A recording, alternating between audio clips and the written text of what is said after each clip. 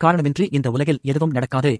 இப்போது நாம் எந்த நிலையில் இருக்கிறோமோ அதுவே சிறப்பான வாழ்க்கைதான் என்பதை உணர வேண்டும். ஒரு பெரிய வீட்டில் ஆடு, மாடு, நாய்கள் இருப்பதை அருகில் சிறிய வீட்டில் இருக்கும் ஒரு குட்டி எலி கவனித்து வந்தது அதற்கு நீண்ட நாட்கள் ஆசை.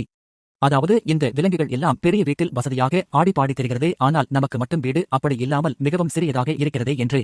இங்கே நம் வீட்டில் ஓடி ஆட இடமே இல்லையே என்று மிகவும் வருத்தம். உடனே ஒரு நாள் தன்னுடைய தாயிடம் கேட்டது இந்த குட்டி எலி. அம்மா, ஏன் நமக்கு மட்டும் இப்படி ஒரு படைப்பு? நமக்கும் பெரிய வீடு இருந்தால் நாமும் மற்ற விலங்குகள் போல சந்தோஷமாக இருக்கலாம் அல்லவா என்று கேட்க, அதற்கு தாய் எலி அமைதியாக இதற்கான காரணத்தை நீயே விரைவில் உணர்ந்து கொள்வாய் என்று கூறியது. இப்படியே சில நாட்கள் போனது. ஒரு நாள் அந்த குட்டி எலி வெளியே சுற்றித் திரியும் போது அந்த வழியாக வந்த பூனை அதை பார்த்து துரத்த ஆரம்பித்தது. உடனே உயிர் பயத்தில் அந்த குட்டி எலி அந்த பெரிய பங்களாவின் தோட்டத்தில் போனது. அங்கேயும் அந்த பூனை விடவில்லை. மீண்டும் விடாப்பிடியாக துரத்தியது. கடைசியில் அந்த குட்டி எலி தன்னுடைய சிறிய வீட்டிற்குள்ளே புகுந்தது. இப்போது அந்த பூனையால் உள்ளே நுழைய முடியாமல் ஏமாந்து விட்டு சென்றது. இதைக் கண்ட அந்த தாய் எலி கூறியது, இப்போது இந்த சிறிய வீட்டின் அருமை புரிகிறதா? எதையும் அதன் அருமை புரியாமல் ஏளனமாக பார்க்கக்கூடாது. இந்த சிறிய வீடு இல்லை என்றால் இன்று நீ உயிரோடு இருக்க மாட்டாய் என்று கூறி அந்த குட்டி எலிக்கு புரிய வைத்தது.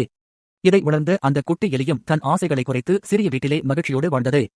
இப்படித்தான் நண்பர்களே, நாமும் இருக்கும் இடத்தில் இருக்கின்ற சிறப்புகளை அறியாமல் எதையோ தேடுகிறோம் மற்றும் இறைவனையும் குறை கூறுகிறோம். நமக்கு செல்வாக்கு, பணம், புகழ் கிடைத்தால் அதோடு நிம்மதி இல்லாத வாழ்க்கை அமையும் என்பதை உணர வேண்டும். நமக்கு இறைவன் கொடுக்காத ஒன்றை பற்றி கவலைப்பட வேண்டாம். ஒருவேளை நாம் கேட்கும் ஒன்று கிடைத்தால் அதனால் நமது உயிருக்கே ஆபத்து கூட இருக்கலாம். அது காதல், பணம், நண்பர்கள், சொத்து, சொந்தம் இப்படி எதுவாக வேண்டுமானாலும் இருக்கலாம்.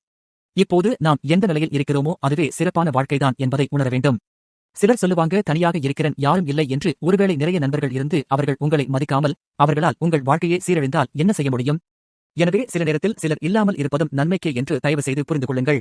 எல்லாத்துக்கும் மிகப்பெரிய காரணம் இருக்கலாம். நாம் இப்போது அனுபவிக்கும் சிறிய வலிகளுக்கு பின்னால் இறைவன் மிகப்பெரிய நம்மால் தாங்க முடியாத வலிகளை மறைத்து கூட வைக்கலாம். எனவே எதையும் ஏற்றுக்கொண்டு இருப்பதை வைத்து சிறப்போடு வாழ கற்றுக்கொள்வோம். நாம் இப்போது என்ன நிலையில் இருக்கிறோமோ அதுவே சிறந்த ஒன்றுதான் என்பதை உணர்வோம். நல்லதே நினை, நல்லதே நடக்கும்.